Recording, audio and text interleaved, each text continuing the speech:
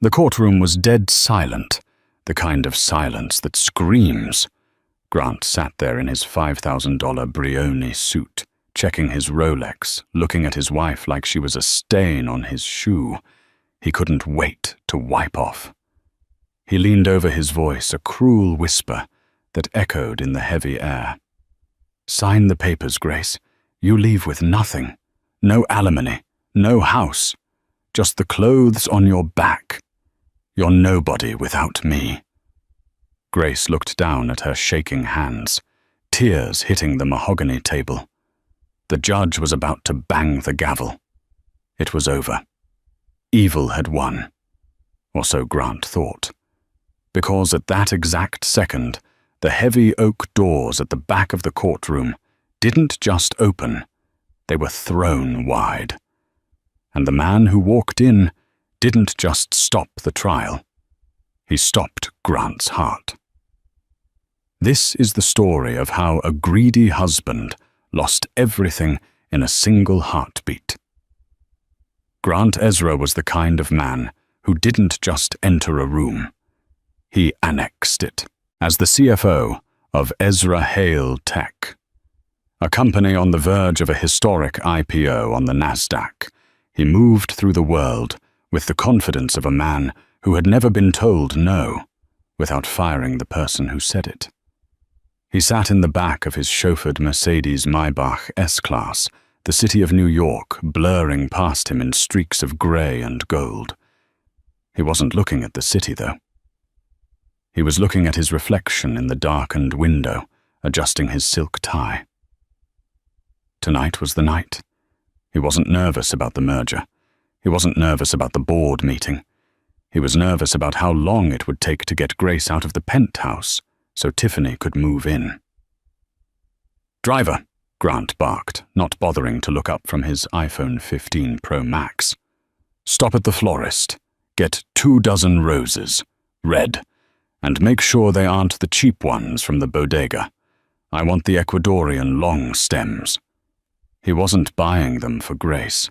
He was buying them to soften the blow, a tactical maneuver he'd read about in The Art of War, or perhaps some twisted relationship advice column on Reddit. Disarm the enemy before the strike. When he arrived at their penthouse at 432 Park Avenue, a sprawling, glass-walled fortress in the sky that cost more than most people earned in 10 lifetimes. Grace was waiting. She was sitting on the edge of the white leather sectional, looking small. Grace was always small, quiet, unassuming. She wore a simple beige cardigan from The Gap and jeans that had seen better days. She was the woman who had paid his rent when he was a broke intern. She was the woman who had edited his resume, ironed his shirts for his first interviews, and comforted him when he cried after being fired from his first startup. But to Grant, looking at her now, she wasn't his partner. She was an anchor, a relic of a past he wanted to bury. She didn't fit the image of a billionaire tech mogul. She didn't wear Versace. She didn't know how to pronounce the names on the wine list at Le Bernardin. She preferred staying in to watch Netflix over gala, hopping in the Hamptons. "Grant?" she asked, standing up. Her eyes were red. She knew. Wives always know. "You're late?" "Business, Grace. Always business." Grant lied smoothly, tossing the roses onto the kitchen island with a careless thud. He didn't hand them to her. "We need to talk." Grace wrapped her arms around herself. "Is this about the messages I found on your iPad?" Grant's face hardened. He didn't flinch. He walked over to the minibar and poured himself 3 fingers of Macallan 25. "Stop snooping, Grace. It's unbecoming. But since you brought it up, yes, it's about that, and it's about us." He took a sip, the liquid gold burning his throat. "I want a divorce." He said it as casually as ordering a coffee. Grace let out a choked sound, a half sob. "Grant, we've been married for 12 years. I worked 2 jobs, so you could get your MBA. I signed the loan for this company when no bank would touch you. And you've been compensated, Grant shot back, his voice rising. You live in a $15 million apartment. You drive a Range Rover. You haven't worked a day in 5 years. You've been paid for your investment, Grace.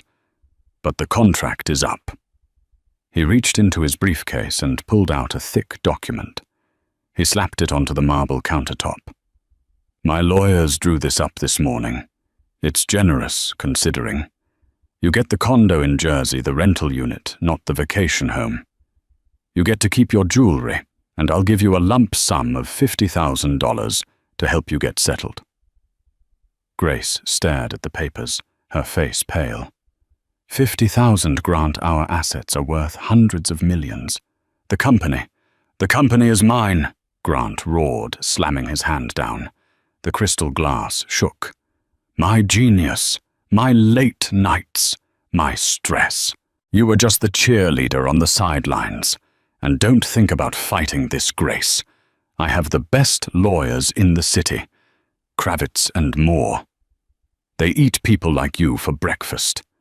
If you contest this, I will drain every joint account we have before you can even file a motion. I will bury you in legal fees until you're begging for spare change on the subway. He walked closer to her, looming over her petite frame. You signed a prenup, remember? I signed a napkin in a diner when we were 22, Grace cried. That can't be valid. It is when you have my lawyers, Grant sneered. Sign the papers, Grace. Pack a bag. I want you out by tomorrow morning. I have guests coming for the weekend. We all knew who the guest was. Tiffany. A 24-year-old influencer Grant had met in Miami who thought NASDAQ was a type of nail polish. Grace looked at him. Really looked at him for the first time in years. She didn't see the man she loved. She saw a monster in a suit. You're making a mistake, Grant, she whispered. The only mistake I made was marrying a waitress. He spat. Get out! The next 3 months were a blur of humiliation for Grace. Grant wasn't bluffing. Within an hour of her leaving the penthouse, her credit cards were declined. She went to check into a Motel 6 in Queens because her platinum Amex, the one he swore was for emergencies, was flagged as stolen. He had reported it the second she walked out the door. She tried to access their joint checking account to pay for a lawyer. Access denied. 0 balance. He had moved every cent into offshore shells in the Caymans. It was illegal, of course, but untangling it would take a forensic accountant and 50 grand she didn't have. She ended up sleeping on the couch of her old college friend, Jessica. Jessica was a sweet girl, a librarian who lived in a cramped one-bedroom walk-up in Brooklyn that smelled faintly of cat litter and boiled cabbage. He can't do this, Grace, Jessica said one night, handing Grace a cup of instant noodles. It was a far cry from the private chef dinners Grace was used to, but it tasted better because it was given with love. It's barbaric. He can, Grace said, staring blankly at the TV. He owns the narrative. I saw the papers today. The New York Post ran a story. Tech mogul's wife caught cheating, Grant Ezra files for divorce after heartbreak. He planted a story, Jess. He's destroying my reputation so no one will believe me. Grace had tried to get a lawyer. She met with 3 high-powered firms. As soon as she said Grant Ezra, they closed their notebooks, conflicted out. Grant had paid a consultation fee to every top divorce lawyer in Manhattan just to ensure they couldn't represent her. It was a classic dirty billionaire tactic. She was left with a court-appointed attorney, a tired, overworked man named Mr. Henderson, who had coffee stains on his tie and seemingly hadn't slept since the Carter administration. Look, Mrs. Ezra, Henderson had said, shuffling through piles of paper, The prenup, the napkin thing, it's weak, but he has an army of sharks. They are burying us in discovery requests. They want receipts for every grocery trip you made in 2018. They are trying to bleed you out. My advice, take the settlement, get the 50 grand, restart your life. I can't let him win, Grace said, her voice trembling. It's not about the money. It's about the fact that he thinks I'm nobody. He thinks I have no one. That night, lying on Jessica's lumpy couch, staring at the water stains on the ceiling, Grace made a decision. She reached into her duffel bag, the only luggage she had taken, and pulled out an old burner Nokia phone. It wasn't her regular iPhone. It was a phone she had kept hidden in the back of her sock drawer for 12 years. She turned it on. The battery was low, but it had a signal. There was only one number saved in the contacts. It was labeled simply "Do Not Call." She stared at the glowing screen. Her hand hovered over the green button. Grant didn't know who she really was. When they met, she was waitressing at a diner near NYU. She told him she was an orphan from the Midwest, that she had no family, no connections. She wanted to be loved for her, not for her last name. She wanted to escape the suffocating pressure of her lineage, the expectations, the security teams, the board meetings she was forced to attend as a child. She had walked away from a life that Grant could only dream of, just to be with a man who made her laugh. And now that man had thrown her away like garbage. She pressed the green button. It rang once. Twice. "This line is for emergencies only." A deep baritone voice answered. No hello, no pleasantries. The voice was cold, efficient, and terrifyingly familiar. "Alexander," Grace whispered. A tear rolled down her cheek. "It's me. It's Grace."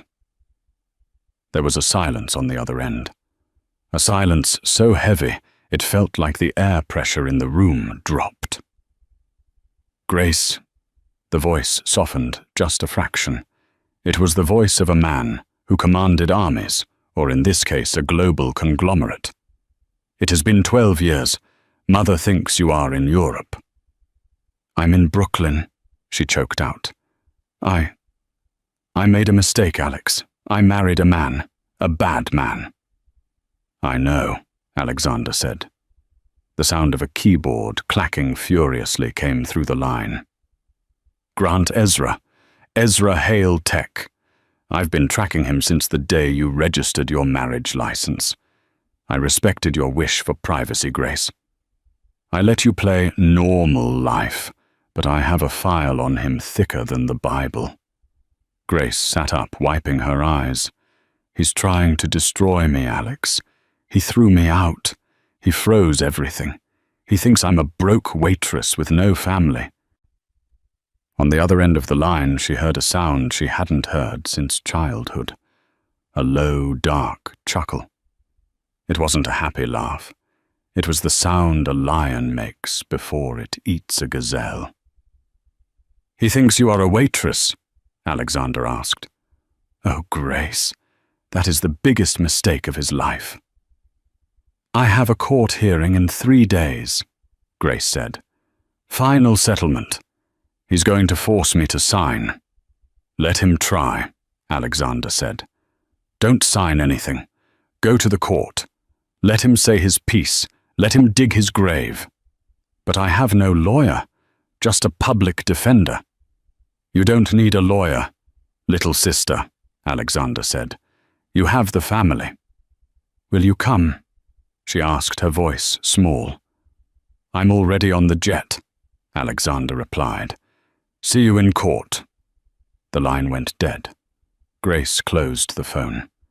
For the first time in 3 months, she didn't feel afraid. She felt something else. She felt the cold, hard steel of her heritage coming back to her spine. She wasn't just Grace the waitress. She was a Rockefeller, or close enough to it. And Grant Ezra was about to learn that there are some sharks in the ocean that are too big to eat. The morning of the hearing, the sky over Manhattan was a slate gray, weeping a cold, miserable drizzle that seemed designed to dampen spirits. For Grace, shivering in her thin coat outside the New York County Family Court, the weather felt appropriate. She wasn't alone, but she might as well have been. Mr. Henderson, her court-appointed attorney, was currently trying to get mustard out of his tie with a wet napkin while balancing a briefcase that looked like it had survived a war zone. "Okay, Mrs. Ezra," Henderson muttered, giving up on the stain. "Here's the game plan. We go in, we plead financial hardship, and we pray Judge Pendergast had a good breakfast. If we're lucky, he might grant you an extra month in the rental unit before you have to vacate. But regarding the asset split, don't get your hopes up. Kravitz is a pit bull." "I'm not worried about the rental unit," Grace said softly, her eyes scanning the street. She wasn't looking for a taxi. She was looking for a sign. But the street was empty of black SUVs. Had Alexander been serious? Or was it just another empty promise from a family she had abandoned? Just then a commotion erupted near the main entrance. Flashbulbs popped like lightning strikes. A sleek black Maybach pulled up to the curb, flanked by two private security SUVs. Grant Ezra emerged. He looked like $1 billion. He was wearing a custom Navy Tom Ford suit, the kind that cost more than Henderson's car. He paused for the cameras flashing, that practiced shark-like small that had graced the cover of Forbes just last month. Beside him was his legal team, 3 men in identical grey suits, led by Simon Kravitz. Kravitz was legendary. He was the lawyer you hired when you were guilty and rich. He had divorced rock star senators and tech moguls, leaving their spouses with nothing but emotional trauma. "Mr. Ezra. Mr. Ezra." "Is it true she cheated?" a paparazzo yelled. Grant stopped feigning a look of deep sadness. "I just want privacy during this difficult time," he said loud enough for the microphones to catch. "I wish Grace the best, despite everything." He walked up the steps, radiating power. As he passed Grace, who was standing near a pillar, trying to stay dry, he didn't even turn his head. But he whispered just loud enough for her to hear. "You look pathetic." Grace felt the sting of tears, but she bit the inside of her cheek until she tasted iron. "Hold on," she told herself. "Just hold on." Inside the courtroom, the atmosphere was oppressive. It smelled of floor wax and old wood. Grant's team took up the entire right side of the room. They had laptops, paralegals, and stacks of binders. They looked like they were launching a military invasion. Grace and Henderson sat on the left, at a scarred wooden table. Henderson had one yellow legal pad and a leaking pen. "All rise!" the bailiff bellowed. Judge Pendergast walked in. He was an older man, with a face like a crumpled paper bag, and a reputation for hating long trials. He looked at the clock before he even sat down.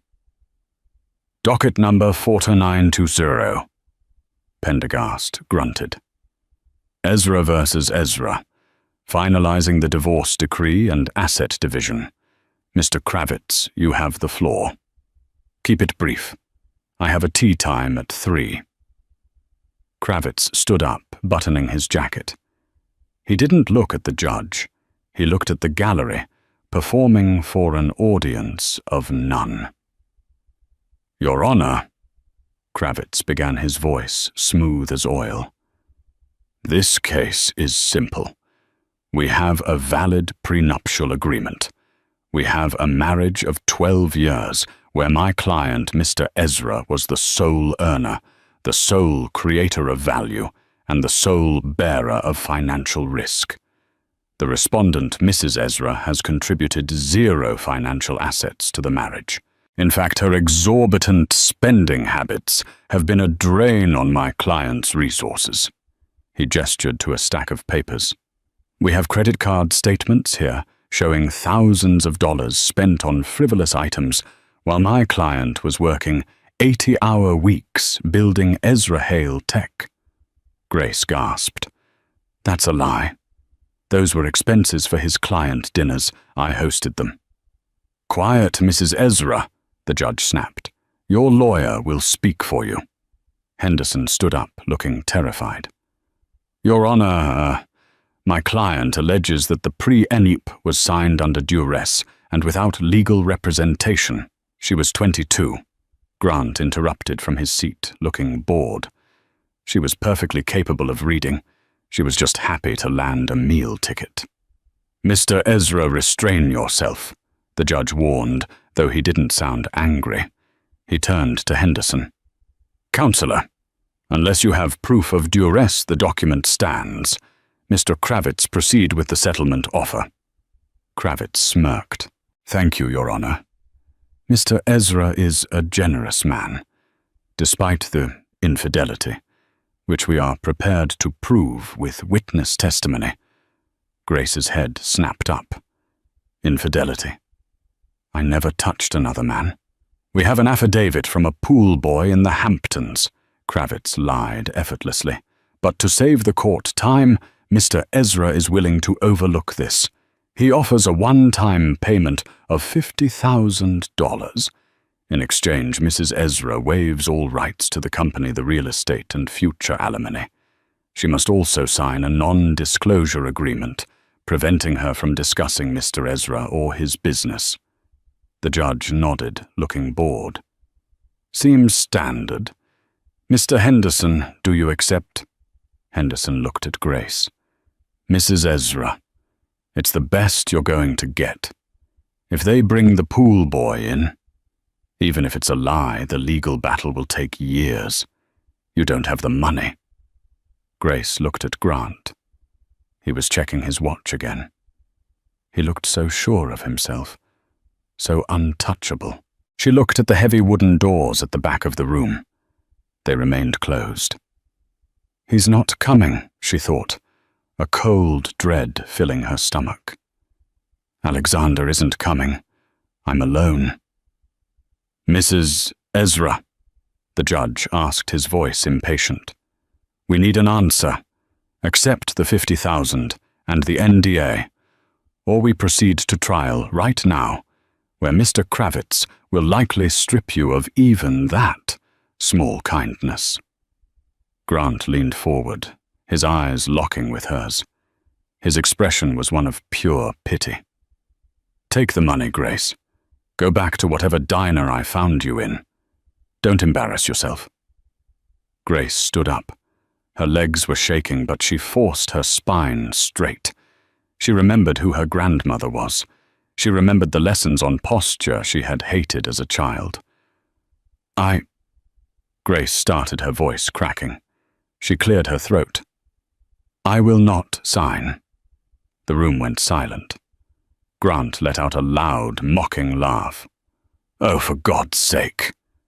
I will not sign, Grace repeated louder this time, because $50,000 doesn't cover the interest on the loan I gave you.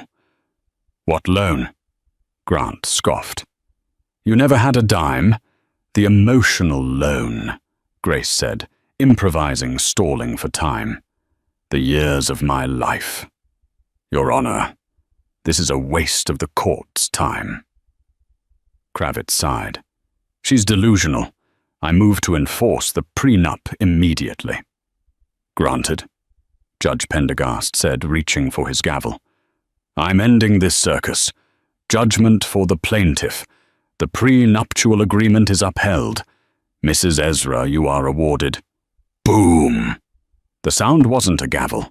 It was the double oak doors at the back of the courtroom, hitting the walls with the force of a battering ram. Every head in the room swiveled. The bailiff reached for his belt. Startled. Standing in the doorway was a man who seemed to suck the oxygen out of the room. He was tall, well over 6'3", with shoulders that filled out a charcoal grey suit that was cut with a precision that made Grant's Tom Ford look like it came from a discount rack. His hair was silver at the temples, his face a mask of cold aristocratic fury. He wasn't alone. Behind him flowed a river of people. 6 lawyers in identical black suits, carrying leather briefcases that looked heavy with doom. 2 personal security guards with earpieces who scanned the room with predatory eyes. And, inexplicably, a court stenographer of their own. Grant frowned, squinting. "Who the hell is this?" "We're in a closed session." The stranger didn't look at Grant. He didn't look at the judge. He walked straight down the center aisle, his dress shoes clicking against the floor with a rhythmic military cadence. The air in the room seemed to vibrate with his presence. This wasn't just money walking in. This was power. The kind of power that buys the bank, not just the account. "You can't be in here." Kravitz stood up, though he looked suddenly smaller. "Judge, order this man out." Judge Pendergast, however, had gone pale. He was staring at the man's face, recognition dawning in his eyes like a horror movie realization. The stranger stopped at the wooden gate that separated the gallery from the court floor. One of his security guards opened it for him. He walked past Henderson, who was currently gaping like a fish, and stood next to Grace. He placed one hand on her shoulder, a gentle, protective weight. "My apologies for the tardiness, Your Honor," the man said. His voice was deep resonant and carried a British boarding school clip that screamed old money. Traffic on the bridge was dreadful. We had to take the helicopter to the heliport and drive from there. Who are you?" Grant demanded, standing up. "Get away from my wife." The man turned slowly to face Grant. It was like a glacier turning to face a rowboat. "I am not here for your wife, Mr. Ezra," the man said coolly. "I am here for my client." "She has a lawyer," Grant pointed at the trembling Henderson. "Mr. Henderson is relieved of his duties as of this moment," the man said, snapping his fingers. One of the 6 lawyers behind him stepped forward and dropped a thick file onto the defense table. It landed with a heavy thud that echoed in the silence. "I am assuming representation for Mrs. Grace." The man paused, looking at Grace with a hint of a smile. "Mrs. Grace Rothschild Vanderbilt." The silence that followed lasted 5 seconds, then pandemonium. "What?" Grant laughed, a nervous, high-pitched sound. "Her name is Grace Miller. She's a nobody from Ohio."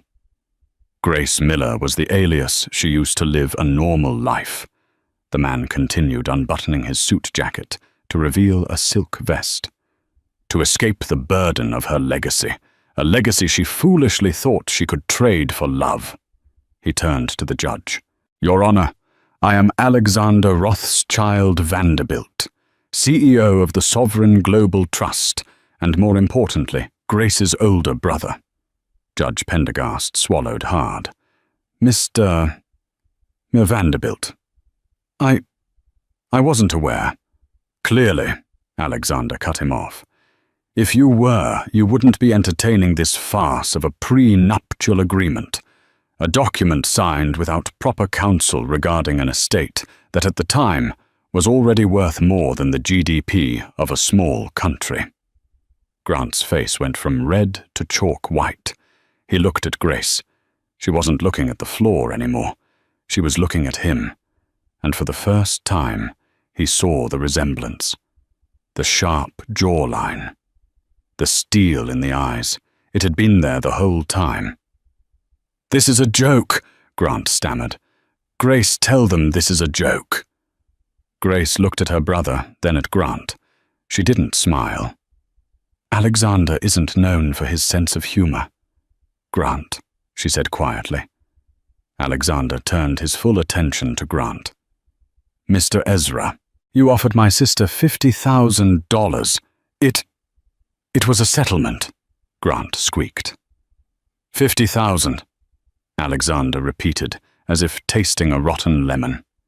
That is roughly what I spent on fuel to fly here today. He signaled to his team of lawyers. They began unpacking laptops and projectors. You wanted to discuss finances, Mr. Ezra? Alexander said, his voice dropping to a predatory growl. Let's discuss finances. But let's not talk about your pitiful tech startup. Let's talk about the fact that Ezra Hale Tech was built on a seed loan Grace gave you 12 years ago. A loan drawn from her trust fund.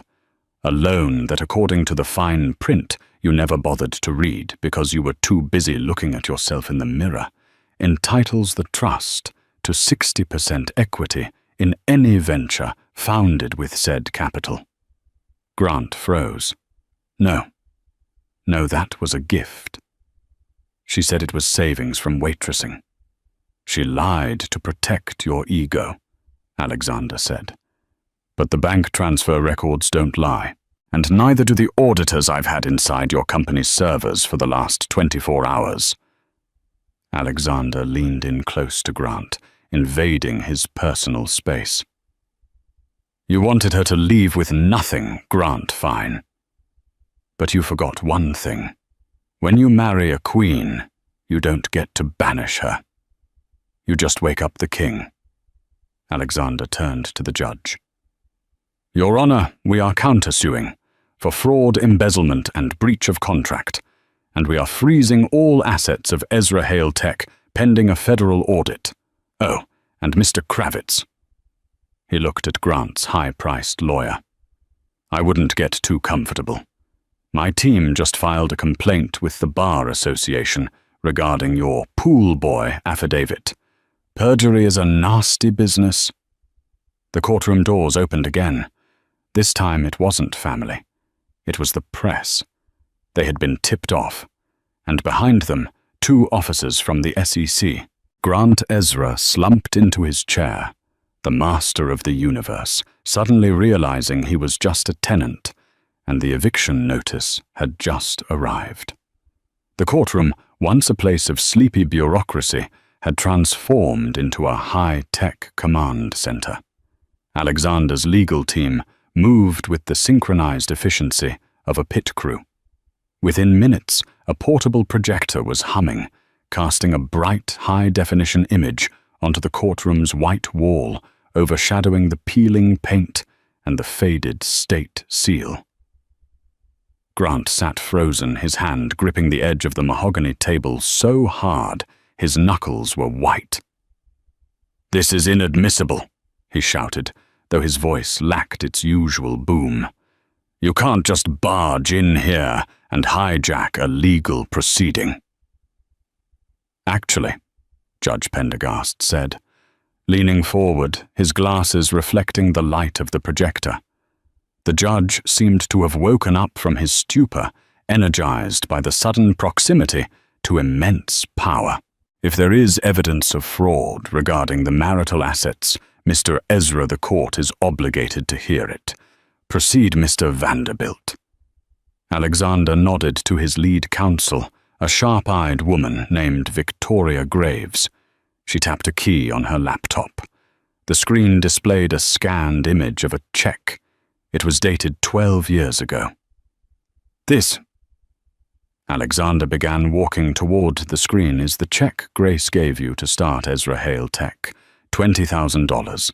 You claimed in your deposition that this was her life savings from waitressing tips.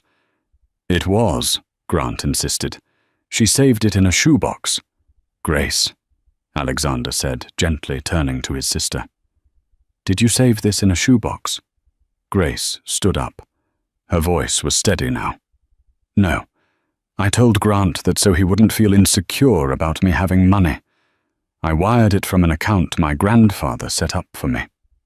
Lies, Grant spat.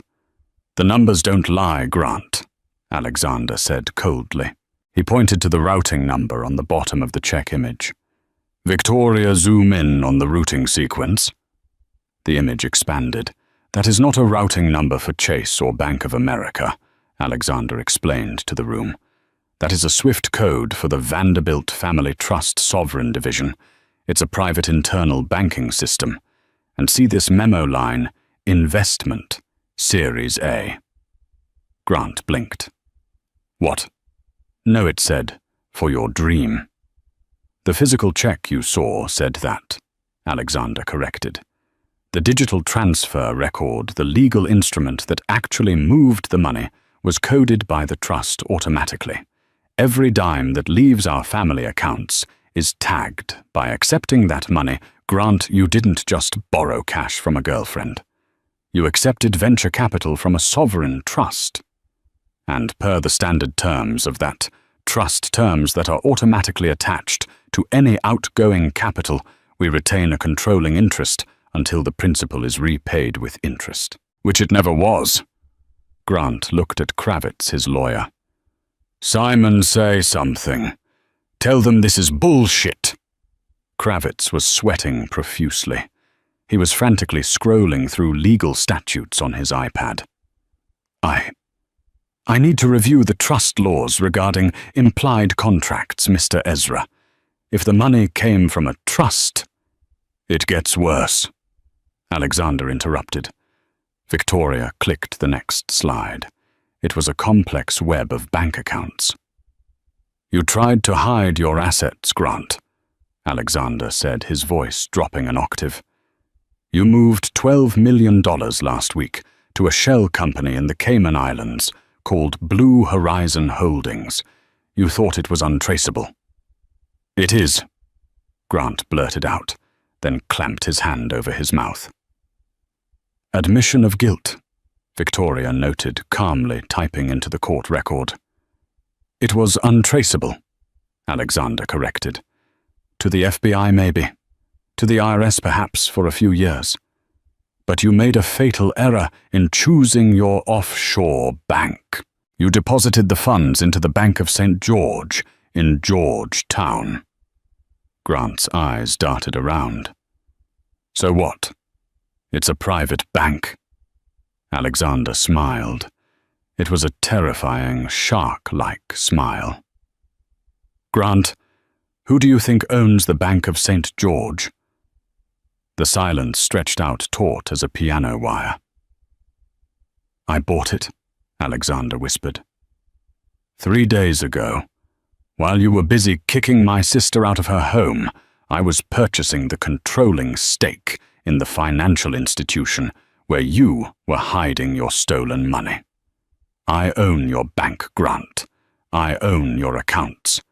And this morning at 8:00 a.m., I froze them." Grant scrambled for his phone. He opened his banking app. His face went grey. Access denied. Account locked. You can't do that," Grant wheezed. "That's illegal." "I'm the chairman of the board." Alexander shrugged. "I ordered an internal audit due to suspicious activity. It's perfectly legal. Your assets are frozen, Mr. Ezra, all of them. You can't even buy a hot dog right now." Judge Pendergast looked at Grant with open disdain. "Mr. Ezra, is this true? Did you attempt to conceal $12 million from this court while pleading that your wife should receive nothing?" I, Grant stammered. He looked at Kravitz. Kravitz stood up, closing his briefcase. "Your Honor, I would like to request a recess to confer with my client." "There will be no recess," Alexander boomed, his voice echoing off the walls, "because we are not done. We have addressed the money. Now let's address the character assassination." Alexander snapped his fingers. Victoria pulled up a new file. It was a video file. "The pool boy," Alexander announced. "The witness you paid to say he slept with Grace." Grant's head snapped up. "I didn't pay him." On the screen, a shaky video started playing. It looked like it was filmed in a car. A young man with a tan, the pool boy, was holding a stack of cash. Yeah, the guy in the suit, Ezra, the boy on the video said, counting the hundreds. He gave me $5,000. Said all I had to do was sign a paper saying I banged his wife. Easy money, right? I never even met the lady. But hey, rent is due. The courtroom erupted. The press in the back were typing furiously on their phones. Perjury! Judge Pendergast roared, slamming his gavel. Mr. Kravitz, did you suborn perjury in my courtroom? Kravitz backed away from Grant, as if he were radioactive. I had no idea, Your Honor. My client provided the witness I am withdrawing as counsel immediately. You can't quit, Grant screamed, grabbing Kravitz's arm. I paid you a retainer, and I'm keeping it for the emotional distress of dealing with you. Kravitz shook him off and practically ran toward the exit. Grant stood alone at the defense table. His suit suddenly looked too big. His empire was crumbling brick by brick in real time. Grace watched him. She expected to feel joy. She expected to feel triumph, but mostly she just felt a profound sense of closure. The monster wasn't a monster. He was just a small, greedy man who had picked a fight with a god. Grant, Grace said, her voice cutting through the noise. He turned to her, his eyes wild. It's over, she said. It's not over, Grant yelled, losing his composure entirely. I'm still the CEO. I still have the IPO next week. Ezra Hale is going public. I'll make billions. I'll hire better lawyers. I'll bury you all. Alexander checked his watch. Ah, the IPO. I almost forgot. He turned to the back of the room. Gentlemen. The two men in the cheap suits who had entered with the press stepped forward. They weren't wearing Brioni. They were wearing federal badges. Grant Ezra, the taller agent said. I'm Special Agent Miller with the Securities and Exchange Commission, and this is Agent Ross from the FBI's White Collar Crimes Division. Grant's knees buckled. He actually grabbed the table to stay upright. The air in the courtroom became heavy, suffocating. The presence of the FBI has a way of making even the most arrogant men feel very small. What is this? Grant whispered, his voice trembling. I haven't done anything wrong with the company. The numbers are solid. Agent Miller stepped through the wooden gate, ignoring the bailiff. Mr. Ezra, we received a tip-off regarding your S1 filing for the upcoming IPO, specifically regarding the disclosure of pending litigation and asset ownership. There was no pending litigation, Grant insisted. I divorced her. You failed to disclose that 60% of the initial seed capital was subject to a lien by a sovereign trust. The agent said, glancing at Alexander. By claiming full ownership of the equity in your filings to the SEC, you committed securities fraud. You misled investors. That's a clerical error, Grant cried. And the FBI agent added, we also have evidence that you used company funds to pay for personal legal fees, specifically the retainer for Kravitz and Moore, and categorized it as R&D in your ledger. That is embezzlement, Mr. Ezra. Grant looked at Alexander. You tipped them off. I merely forwarded the audit results my team conducted this morning, Alexander said smoothly.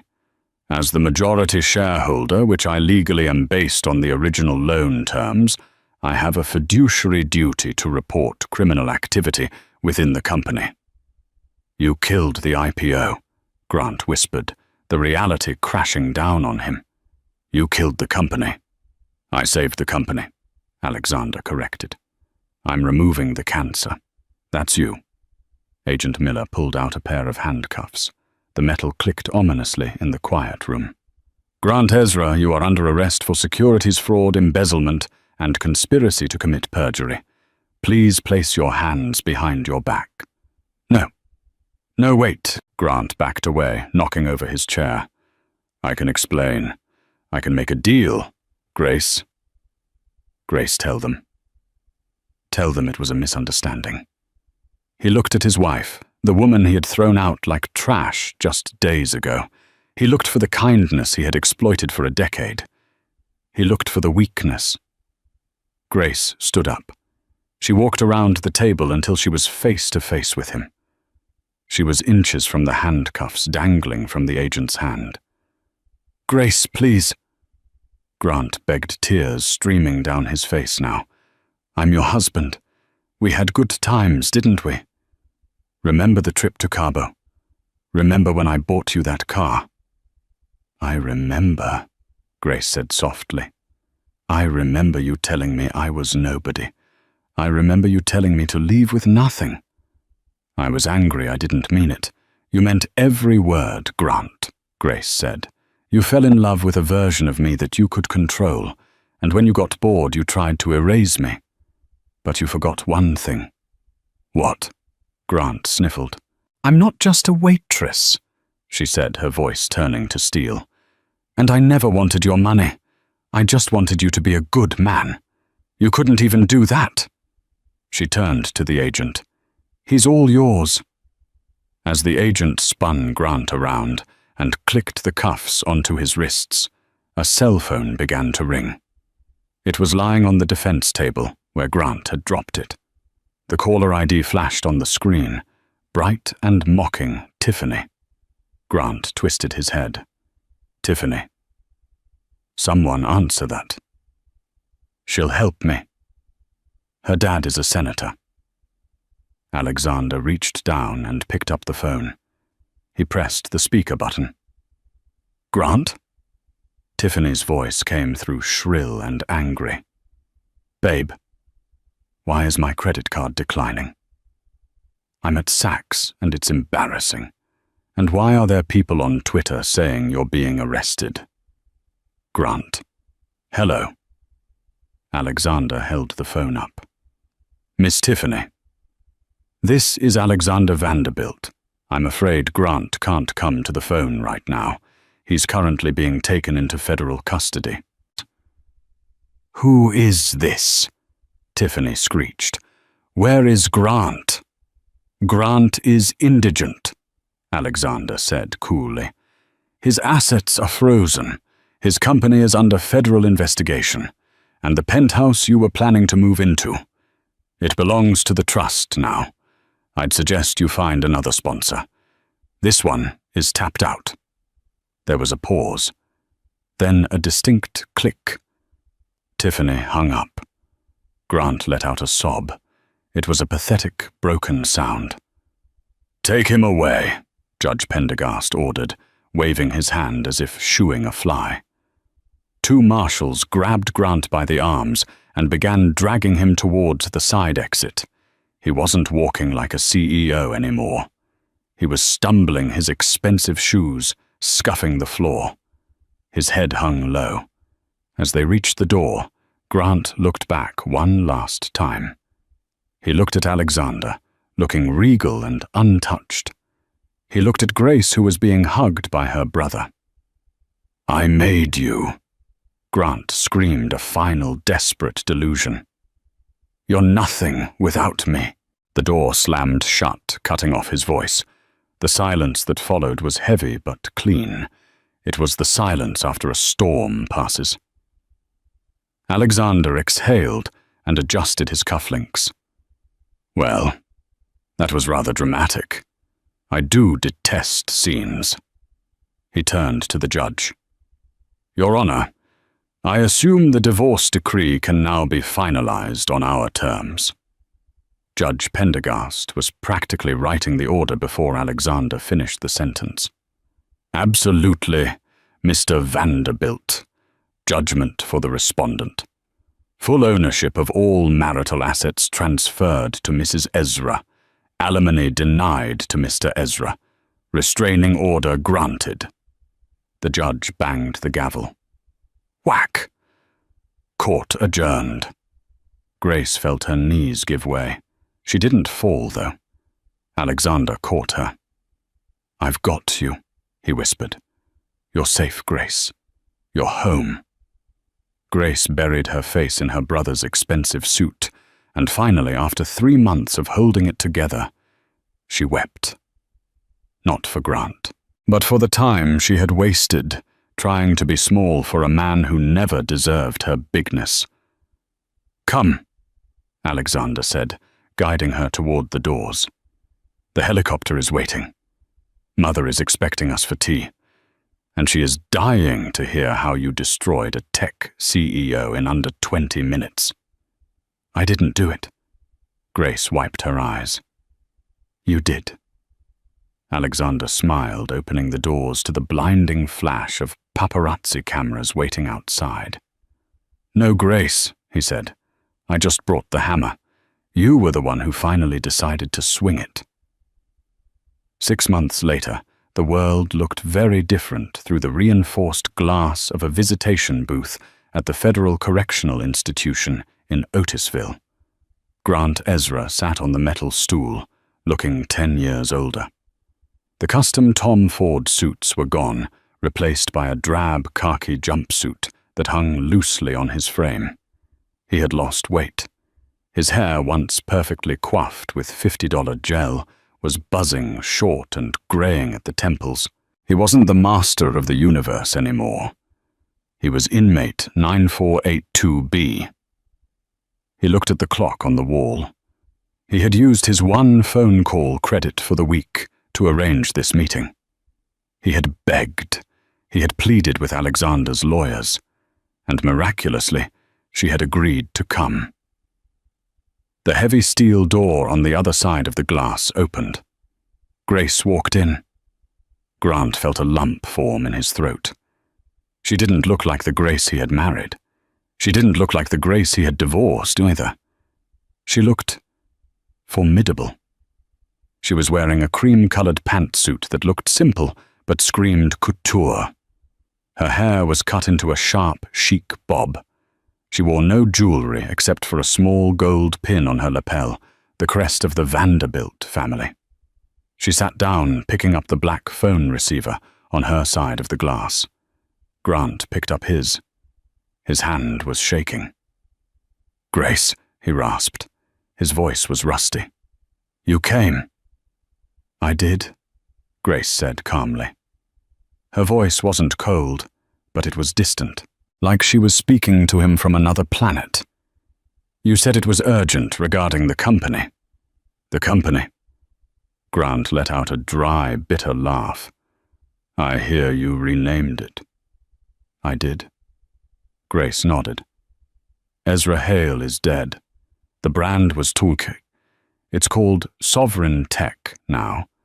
We're focusing on sustainable energy software. The IPO launched last week. It opened at $40 a share. We're up 30%. Grant flinched. That was his dream. His IPO. And she had done it without him. "I built that engine," Grant whispered. "The code. It was mine." "The code was average, Grant," Grace corrected him gently. "The team built it. The engineers you ignored, the developers you underpaid. I gave them all equity. Productivity is through the roof. It turns out when you treat people like human beings rather than tools, they build better things." Grant looked down at the scratched metal counter. "I lost everything, Grace. The penthouse, the cars. Tiffany left me the day the news broke. She sold the engagement ring I gave her. It was a fake, by the way. I never told you that. I bought a cubic zirconia to save money for the merger." Grace didn't blink. "I know. The appraisers found out when they liquidated your assets to pay the fines. I have nothing," Grant said, tears welling in his eyes. "I'm in here for 5 years, minimum. When I get out, I'll be 45 and bankrupt. Grace, I'm begging you. You have billions, the trust, your family. It's nothing to you. Can't you help me? Just a little. Put some money in my commissary account. Help me with an appeal." He looked at her with those puppy dog eyes that had worked on her a decade ago. He was trying to find the waitress, the girl who would give him her last tip dollar to buy him a sandwich. Grace looked at him, and for a moment she remembered. She remembered the nights they ordered pizza on the floor of their first apartment. She remembered the laughter, but then she remembered the way he looked at her in the courtroom. "You leave with nothing." "I can't help you, Grant," Grace said. "Why not?" he pleaded. "Out of spite." "No," Grace said. "Because I already did. I paid your legal fees for the criminal trial." Grant froze. "What?" "The public defender they assigned you was overwhelmed," Grace explained. "I hired a decent defense attorney, anonymously, to ensure you got a fair trial. If I hadn't, you would have gotten 10 years, not 5. Grant stared at her, stunned. You paid for my lawyer." "I did. Because unlike you, Grant, I don't believe in kicking people when they're down. I believe in justice. And justice is served." She stood up. "Wait." Grant panicked, pressing his hand against the glass. "Don't go, Grace, I still love you. We can fix this. When I get out." Grace looked at his hand on the glass, then up to his desperate eyes. "Goodbye, Grant," she said softly. "I hope you find who you are in here. Because the man outside, he wasn't worth knowing." She hung up the phone. As she turned to leave, Grant started screaming into the receiver, slamming his fist against the glass, but the sound was muffled, distant. A guard stepped forward, grabbing Grant's shoulder to restrain him. Grace didn't look back. She walked out of the prison and into the bright, crisp autumn air. A black SUV was waiting. The rear door opened, and Alexander was sitting there, reading the Financial Times. "How was it?" Alexander asked, folding the paper as she slid in. "Sad," Grace said, buckling her seatbelt. "He's just small. Men like him usually are once you strip away the borrowed suits," Alexander said. "Are you ready?" "Mother is waiting at the estate. The board of directors is flying in for dinner. They want to vote on the new chairwoman." Grace looked out the window as the car pulled away, leaving the grey prison walls behind. She saw her reflection in the glass. She didn't see a victim. She didn't see a waitress. She saw a woman who had walked through fire and come out made of gold. "I'm ready." Grace smiled. "Good." Alexander grinned, tapping the driver's partition. "To the airport, James. The chairwoman has a plane to catch." As the car sped toward the horizon, Grace pulled out her phone. She opened her banking app not to check her balance, which was astronomical, but to make a transfer. She sent $50,000 to the Legal Aid Society of New York with a memo, "For those who leave with nothing." She closed her eyes and took a deep breath. She had left the marriage with nothing, it was true. But she had walked out of that courtroom with everything that actually mattered. And that is the story of Grant, Ezra, and Grace. Grant thought that power came from money, from status, and from the ability to crush the people around him. He thought he could discard his wife like an old receipt because he believed she was weak. But he forgot the most important rule of life. You never really know who you are dealing with. He mistook Grace's kindness for weakness and her silence for submission. He didn't realize that the person holding the ladder for him was the only reason he was standing so high. In the end, Grant got exactly what he asked for. He wanted Grace to leave with nothing. Instead, she left with her dignity, her family, and his entire company. And Grant. He was left with the only thing he truly earned, a lonely cell, and the memory of the woman he was too blind to value. It's a harsh lesson, but a necessary one. Be careful who you step on while you're climbing to the top. because they might just be the ones holding the safety net. And sometimes when you cut them loose, you're the one who falls. Wow, what a roller coaster. I have to ask you guys, do you think Grace was too nice paying for his lawyer at the end? Or was that the ultimate power move? I honestly think seeing him rot in prison while she runs his company is the best revenge of all. Let me know in the comments. If you were, Grace, would you have visited him in prison, or would you have just ghosted him forever? I read every single comment. If you enjoyed this story of massive karma, please smash that like button. It really helps the channel grow. And if you haven't already, hit subscribe and ring that notification bell so you never miss another story about arrogant billionaires getting exactly what they deserve.